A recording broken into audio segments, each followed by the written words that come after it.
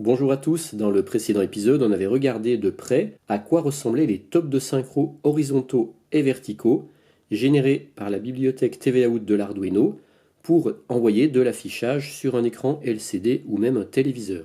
Dans cet épisode, je vais vous montrer comment on peut recréer soi-même ces tops de synchro pour de l'affichage en PAL. Pour rappel, du PAL, c'est du standard qui fait du 50 images par seconde. Alors en réalité, c'est 25 images par seconde complète, car il va afficher en fait 25 demi-images ligne impaire et 25 images ligne paire. On appelle ça de l'entrelacement, c'est pour réduire les effets de scintillement. Pour recréer ces tops de synchro, ces signaux de synchro, je vais utiliser les deux voies de mon générateur de fonctions. Pourquoi deux voies? Une voie pour les tops de synchro horizontaux de ligne et une voie pour les tops de synchro verticaux, les frames.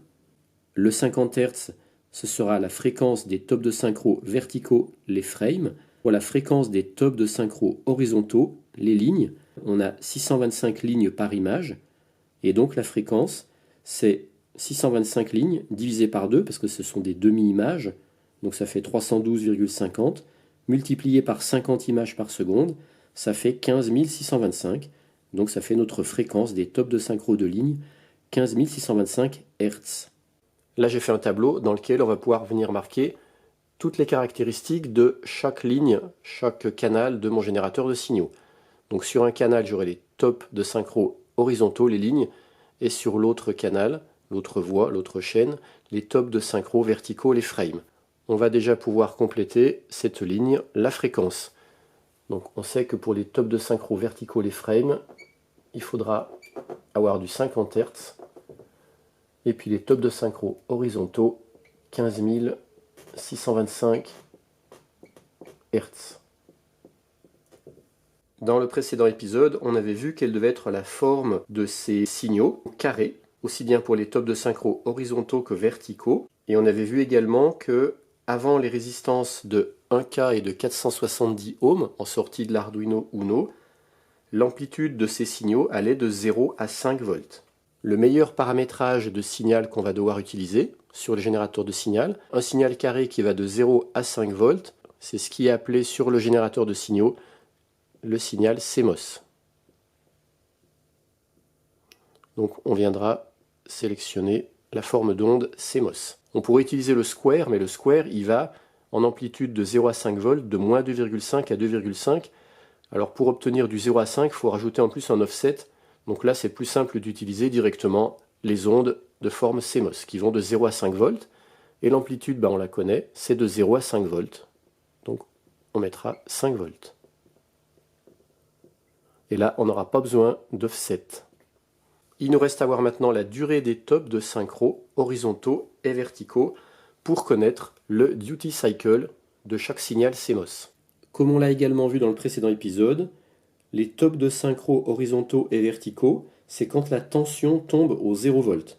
Alors normalement, ça serait même une tension négative de moins 0,3 volts, mais nous, avec le TVAout de l'Arduino, c'est du 0 volt, et en général, les écrans ne sont pas gênés par le fait qu'on envoie du 0 volt pour un top de synchro au lieu du moins 0,3 volts. Et on avait également vu la durée de ces tops de synchro. Pour un top de synchro de ligne horizontale, la durée du 0 volt était de 5 microsecondes à peu près, et puis la durée d'un top de synchro vertical de frame était de 200 microsecondes. Et ce sera la durée des tops de synchro au 0 volt qui permettra à l'écran de savoir si c'est un top de synchro horizontal, 5 microsecondes, ou vertical, 200 microsecondes. Vu qu'on connaît les durées, on va pouvoir calculer le pourcentage de temps haut par rapport au temps bas, ce qui nous fait le duty cycle. Alors pour ça, on fait un petit schéma. J'ai remis tous les éléments, donc top ligne dans un premier temps, la fréquence 312,5 lignes multiplié par 50 images par seconde, ça fait 15 625. Ça veut dire que le temps d'un cycle complet haut et bas, c'est 1 divisé par 15 625, ça fait 0,000064 secondes, c'est-à-dire 64 microsecondes. On connaît le temps bas au 0 volt qui est de 5 microsecondes. On en déduit donc que le temps haut est égal à 64 microsecondes moins 5 microsecondes égale 59 microsecondes. On peut donc calculer le pourcentage de temps haut sur le temps total. 59 sur 64 égale 92,19%. Ça nous fait notre duty cycle qu'on retrouve ici. 5 microsecondes, c'est-à-dire 7,81% du temps à l'état bas, et 59 microsecondes ou 92,19% du temps à l'état haut. Et voici notre cycle total de 64 microsecondes. Je peux donc compléter mon tableau, le duty de la voie 1, 92,19%. Maintenant on va regarder pour la voie 2. Les tops de synchro de frame verticaux, la fréquence 50 images par seconde, donc 50 Hz. Temps d'un cycle complet haut plus bas, 1 divisé par 50 égale 0,02 égale 20 millisecondes. Là cette fois ce sont des millisecondes. Le temps bas au 0 volt on le connaît, c'est 200 microsecondes. Donc le temps haut en 5 volts sera égal à 20 millisecondes moins 200 microsecondes. Donc 20 millisecondes moins 0,2 millisecondes, ça fait 19,8 millisecondes. Le pourcentage de temps haut sera égal à 19,8 sur 20, c'est-à-dire 99%. C'est notre duty cycle. Et on retrouve ici notre signal. Top frame état bas 200 microsecondes. Temps haut 19,8 millisecondes. Donc 1%, 99%. Et la durée du cycle total 20 millisecondes, c'est-à-dire 19,8 millisecondes plus 0,2 millisecondes ou 200 microsecondes. On peut donc compléter maintenant notre tableau. Le duty de la voie 2, 99%. On a maintenant tous les paramètres pour créer nos deux signaux. On va les rentrer ensemble dans mon générateur de signaux. Je rappelle, moi c'est un Filtech. Allez, c'est parti. Donc là, je sélectionne le canal 1, channel 1. Je sélectionne le wave. Hop, donc là il est en SQR, CMOS. Voilà, donc ça c'est bon, CMOS. Ensuite, la fréquence pour la voie 1. On a dit que c'était 15 625, donc là j'ai déjà le 10. 15 625. Voilà, l'amplitude 5 volts, c'est bon. Offset 0, on n'en met pas. Et maintenant le duty, on doit le mettre à 92,19%.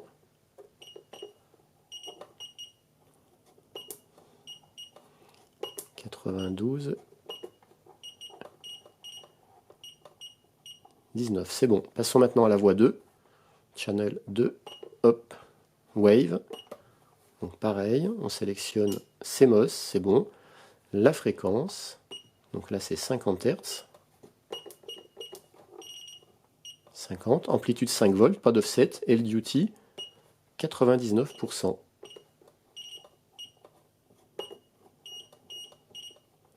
Et voilà, notre générateur de fonctions, de signaux, est paramétré. Mais maintenant, on va devoir mélanger ces deux signaux, parce que je rappelle, à la base, ce qui sortait de l'Arduino, on avait sur une voie la vidéo, et sur une autre voie les tops de synchro horizontaux et verticaux, les deux signaux mélangés. Donc avant notre résistance de 1K, ici, au niveau de ce point rouge, on devra avoir les deux voies de notre générateur de signaux qui seront combinées. Mais l'autre difficulté, c'est que quand on aura un top de synchro du 0 volt sur une voie et du 5 volts sur l'autre voie, c'est-à-dire pas de top de synchro, il faudra que le signal combiné de ces deux signaux, ça fasse du 0 volt. Ça veut dire que logiquement, du 0 volt plus du 5 volts, ça doit faire du 0 volt. Pour ça, moi je vais passer par des portes logiques, et pour savoir lesquelles, eh bien, on va faire ensemble une table de vérité. Là, j'ai la voie 1 du générateur de fonctions pour les tops de synchro horizontaux, les lignes. Ici, la voie 2 pour les tops de synchro verticaux, les frames. Chacune des deux voies peut être à l'état haut ou à l'état bas. L'état bas, c'est du 0 volt, donc un 0 logique.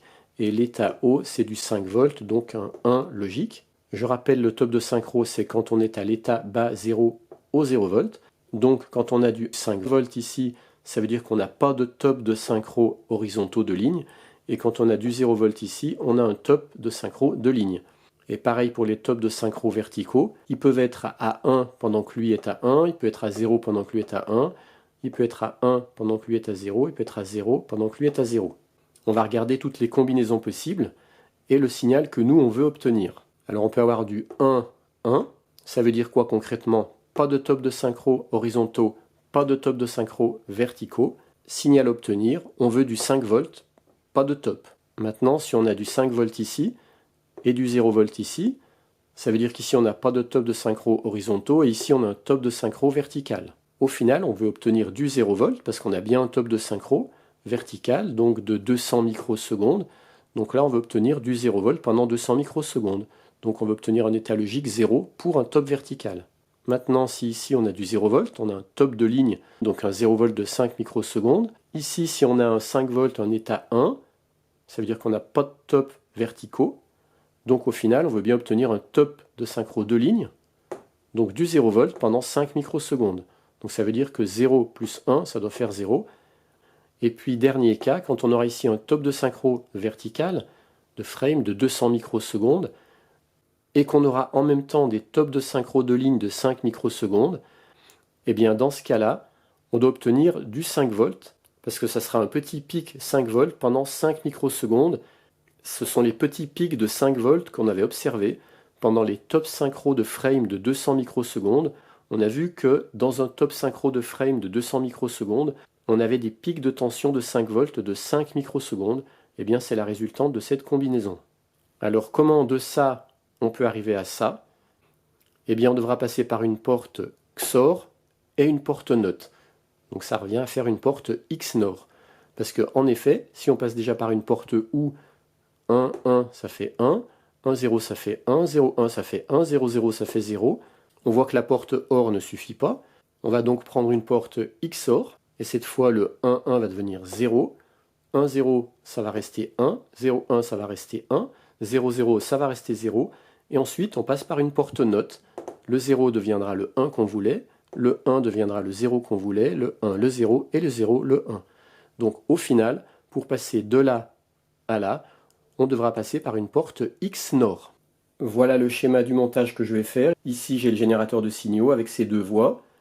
Voie 1, top synchro horizontaux les lignes, 0,5 volts. Voie 2, top synchro de frame verticaux, 0,5 volts. Ces deux signaux, je les combine, je les mélange à travers une porte XNOR, de façon à obtenir qu'un seul signal qui ira de 0 à 5 volts. Donc moi, concrètement, j'ai utilisé une porte OU exclusif suivie d'une porte inverseuse. Et ce qui arrive là, eh bien ça viendra ici à la place de la broche 9 de l'Arduino que je n'utilise plus, parce que cette fois c'est moi qui fais les tops de synchro. Donc la broche 9 de l'Arduino, je la débranche, et le signal là, je l'envoie ici. Ça, c'est le montage que l'on avait vu dans les deux précédents épisodes. Je vais continuer d'utiliser l'Arduino pour envoyer un signal vidéo par la broche 7 d'un Arduino. En sortie de broche 7, je mets une résistance de 470 ohms. Si je mets une résistance de 680 ohms, j'aurai un peu moins de luminosité au niveau des pixels.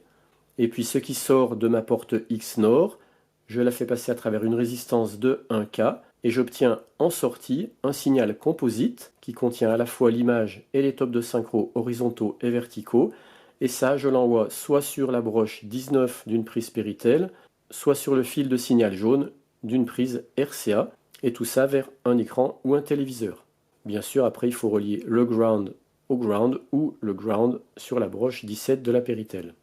On va regarder maintenant concrètement ce que ça donne sur ma breadboard. Alors la partie là, ne vous en occupez pas, ça sera pour après, pour créer mon image. De même le potentiomètre. Bon, nous, ce qui va nous intéresser, c'est cette breadboard là, et puis la petite partie ici où on a nos deux résistances de 470 ohms et 1K. Alors pareil, là, les résistances là, c'est pour mes expériences, ne vous en souciez pas, les deux résistances là, on s'en sert pas. Je ne me sers que des deux ici que je vous ai montré dans le schéma avant. Ici, j'ai la broche 9 de l'Arduino qui va à rien, parce que c'était les tops de synchro, je ne m'en sers pas. C'est pour ça qu'elle est débranchée. Et puis le signal vidéo, il vient ici, j'aurais pu l'envoyer directement là, mais là c'est parce que je m'en servais dans un précédent montage. Donc il vient là, et de là, il repart ici, et il vient ici à l'entrée de cette résistance de 470 ohms, parce que c'est la vidéo. Et puis par contre, mon signal mélangé de synchro, il arrive bien ici, en provenance de la sortie de ma porte non, puisque la porte non est en aval de la porte OU exclusif. Donc là, j'ai ma résistance de 470 ohms, ici ma résistance de 1K, et la sortie du signal, je l'envoie sur la broche 17 de ma prise Péritel. Et puis bien sûr, je relie tous les grounds, le ground ici, le ground là, avec le ground de la Péritel. Et puis ici arrive une voie du générateur de signal, et là l'autre voie qui arrivent toutes les deux en entrée de ma porte ou exclusif. Dans l'Arduino, j'ai rentré le petit code dont je m'étais servi dans les précédents épisodes, qui permettait simplement, avec la fonction TVOut, de faire afficher un petit texte sur un écran. Et maintenant, voyons ce que ça donne dans la télé. Et bien voilà. J'ai une image qui dit quoi? Qui dit c'est moi qui génère les tops de synchro. Mais comme vous le voyez, quand bien même j'ai mis les bons paramètres dans le générateur de fonctions au niveau des fréquences, eh bien l'image n'est pas stable et elle glisse légèrement. Eh bien ça c'est dû au fait que j'utilise deux oscillateurs différents, parce qu'en effet l'Arduino il a son propre quartz, et le générateur de signaux de fonctions il a lui aussi son propre quartz. Et quand bien même les deux sont censés être sur la même fréquence, eh bien ils ne sont pas parfaitement sur la même fréquence, et c'est ce qui crée ce glissement à la fois vers la droite et vers le bas. Ça vous allez voir, je vais pouvoir le corriger en modifiant très très légèrement les fréquences de mon générateur de fonctions, tant pour les tops de ligne que pour les tops de frame. Dans un premier temps, je vais modifier la fréquence du canal 1. Donc là, je me mets sur canal 1. Et j'avais remarqué que si je baissais la fréquence, ça avait tendance à faire glisser l'image vers la gauche. Et quand j'augmente la fréquence, ça a tendance à faire glisser l'image vers la droite. Donc là, vu qu'elle va trop vers la droite, donc je me remets sur le paramètre fréquence. Je vais la baisser très très légèrement, donc je vais me mettre dans les chiffres après la virgule pour les hertz. Donc là je suis à 15625, donc je vais baisser très très légèrement. Voilà, 15624 900. Et qu'est-ce qui se passe? J'ai même trop baissé parce que maintenant elle part à gauche. Donc je vais encore réduire la résolution du changement de fréquence. Donc là je suis dans les 0,01 Hz. Et je vais de nouveau augmenter la fréquence pour la faire revenir très très léger à droite, enfin pour la stabiliser. Voilà, là elle ne glisse quasiment plus horizontalement. C'est bien. Maintenant je vais modifier. Donc là je suis sur 15624,930. Et puis maintenant je vais aller sur le canal 2, la voie 2, pour supprimer le glissement vertical. Donc pareil en vertical. Donc là je vais me mettre dans les chiffres après la virgule, de façon à avoir un réglage plus précis.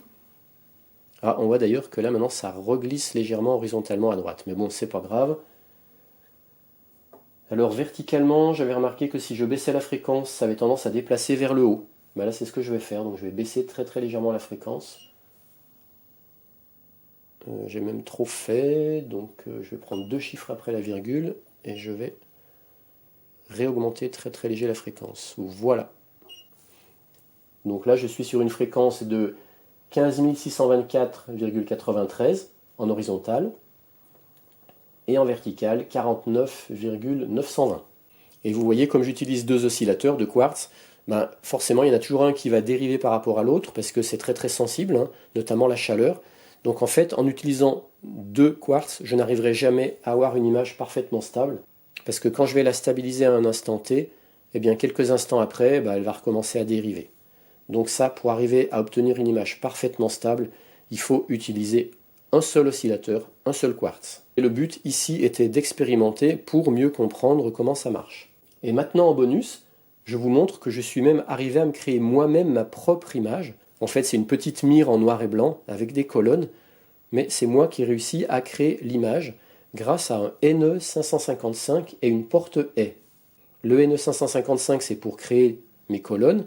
Et pourquoi une porte haie? Parce que je ne dois surtout pas envoyer d'image pendant qu'en même temps j'envoie des tops de synchro.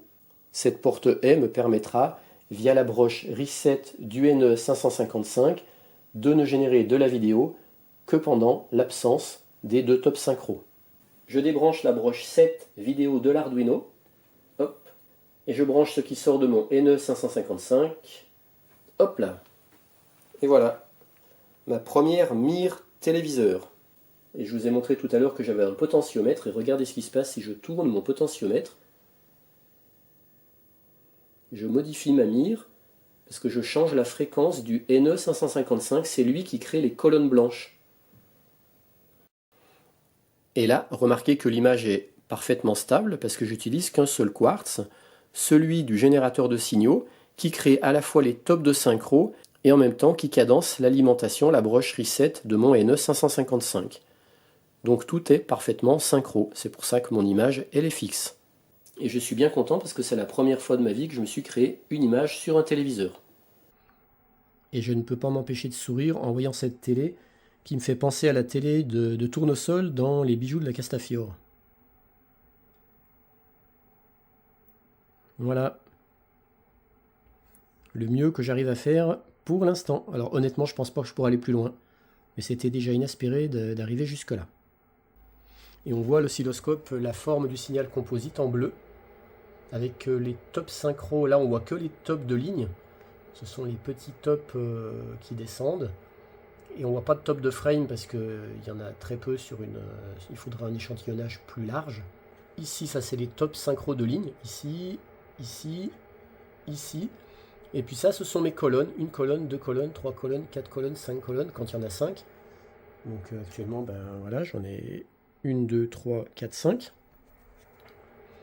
Et donc quand c'est en bas, ici au 0,3 volts, c'est du noir. Et quand c'est en haut, c'est du blanc.